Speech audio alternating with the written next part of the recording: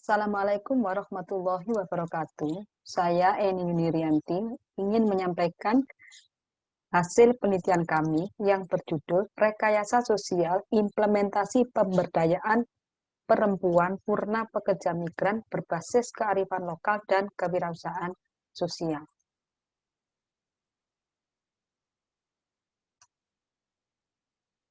Ada beberapa hal yang melatar belakangi penelitian kami.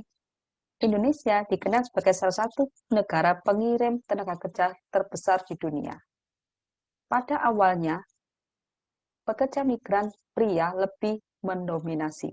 Tapi karena adanya permintaan yang semakin tinggi terhadap pekerja migran perempuan, maka dari sisi gender, jumlah penempatan tenaga kerja migran perempuan tergolong lebih banyak dibandingkan pekerja migran pria.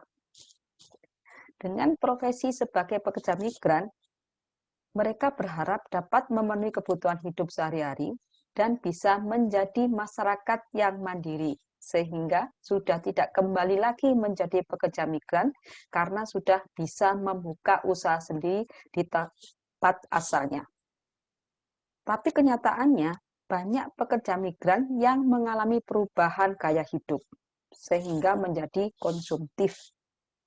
Hasil jerih payah mereka bukan untuk memperbaiki ekonomi keluarga mereka, seperti untuk investasi atau merintis usaha produktif, tetapi setelah menjadi purna pekerja migran, mereka tidak lagi punya pekerjaan atau menganggur atau tidak punya usaha sendiri, sehingga malah menjadi beban keluarga. Kabupaten Malang merupakan sebuah kabupaten yang terluas kedua setelah Banyuwangi dan mempunyai populasi yang terbanyak di Jawa Timur.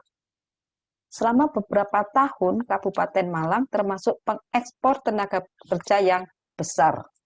Pengiriman pekerja migran dari Kabupaten Malang menempati urutan ketiga dan terbanyak adalah perempuan. Kearifan lokal adalah apa yang dimiliki oleh suatu daerah, baik itu sumber daya alam, sumber daya manusia, budaya sosial budaya, maupun kelembagaan. Dengan menggunakan metode GIS, terlihat bahwa sebaran domisili pekerja migran Kabupaten Malang terbanyak berada di Kecamatan Sumbermancing Wetan dan penyumbang terbesarnya adalah Desa Druju. Sehingga Desa Druju kami tetapkan sebagai desa objek penelitian. Berdasarkan kearifan lokal yang dimiliki oleh Desa Druju, peneliti menawarkan dua pilihan, yaitu pengolahan produk olahan berbahan batik dan produk olahan berbahan jagung. Desa Druju adalah sebuah desa di Kecamatan Sumbermancing Wetan yang dikenal sebagai penghasil utama batu kapur.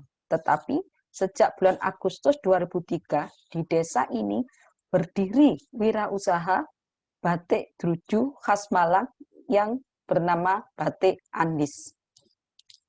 Seiring perjalanan waktu, sebagai wirausahaan yang berada di tengah masyarakat, Batik Andis selalu ikut partisipasi dalam setiap kegiatan, baik pendanaan, pelatihan, menerima kunjungan masyarakat, organisasi maupun anak sekolah.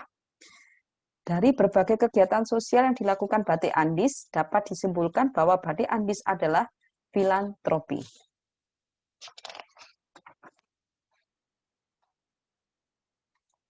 Tujuan penelitian kami pada dasarnya adalah menemukan model pemberdayaan purna pekerja migran dengan menggunakan metode participatory role appraiser dalam upaya mewujudkan model pemberdayaan yang sesuai dengan kearifan lokal yang direncanakan secara sistematis, terstruktur, terintegrasi, dan mampu mensinergikan antara masyarakat, kelompok mitra, dan instansi terkait. Landasan teori yang kami gunakan adalah pemberdayaan perempuan, kearifan lokal, kewirausahaan sosial, filantropi, rekayasa sosial, dan industri rumahan. Metode penelitian yang kami gunakan, penelitian kami adalah kombinasi antara exploratory, applied research yang bersifat longitudinal dengan menggunakan metode pemberdayaan participatory rural appraiser. Teknik analisis data yang kami gunakan adalah GIS untuk mengetahui sebaran purna pekerja migran dan kewirausahaan sosial, preferensi map analysis, analisis faktor digunakan untuk mengetahui faktor-faktor dominan yang mempengaruhi pilihan usaha, analisis peta preferensi digunakan untuk mengetahui hubungan interdependensi antara faktor-faktor yang mempengaruhi pilihan usaha. Hasil dan pembahasan dari analisis GIS diperoleh bahwa Desa Druju merupakan desa penyumbang terbesar pengirim pekerja migran di Kabupaten Malang. Berdasarkan kearifan lokal yang dimiliki Desa Druju, dan dengan analisis faktor diperoleh hasil bahwa faktor terbentuk usaha pengolahan produk berbahan batik hanya satu faktor dan mempunyai nilai utilitas total usaha pengolahan produk batik lebih tinggi daripada nilai utilitas total pengolahan produk berbahan jagung. Sehingga dapat kami simpulkan bahwa perempuan purna pekerja migran Desa Druju lebih memilih usaha pengolahan produk berbahan batik. Dari hasil analisis faktor, ditunjang dengan hasil pemetaan preferensi usaha, menunjukkan adanya keeratan hubungan antar variabel membentuk 4 kelompok. Kelompok yang terbentuk pada peta preferensi atribut usaha dapat diartikan sebagai modal pemberdayaan. Implementasi hasil penelitian adalah dengan menentukan strategi pemberdayaan. Berdasarkan modal pemberdayaan yang dimiliki Desa Druju, maka strategi pemberdayaan perempuan purna pekerja migran yang sesuai adalah strategi Aras Mezo. Karena tujuan pemberdayaan adalah terbentuknya kelompok usaha bersama produk olahan berbahan batik. Wirausaha Batik Andis dirintis dan dikelola oleh keluarga Ibu Anti Subagio.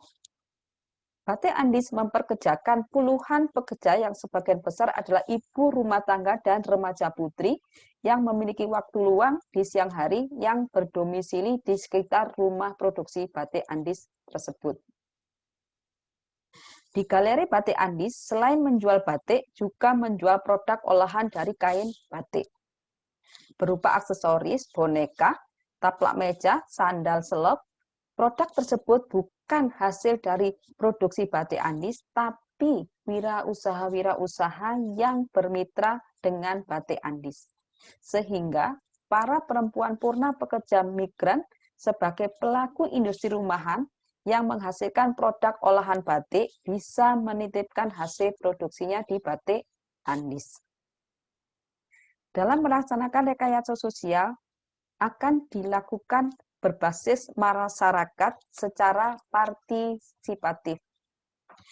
Rekayasa sosial dalam bentuk penyuluhan, pelatihan, pembinaan, dan pendampingan diharapkan perempuan purna pekerja migran punya usaha sendiri sebagai pelaku industri rumahan.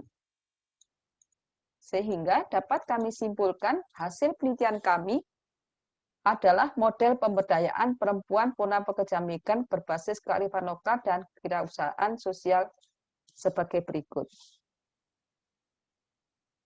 Demikian yang bisa kami sampaikan. Terima kasih. Assalamualaikum warahmatullahi wabarakatuh.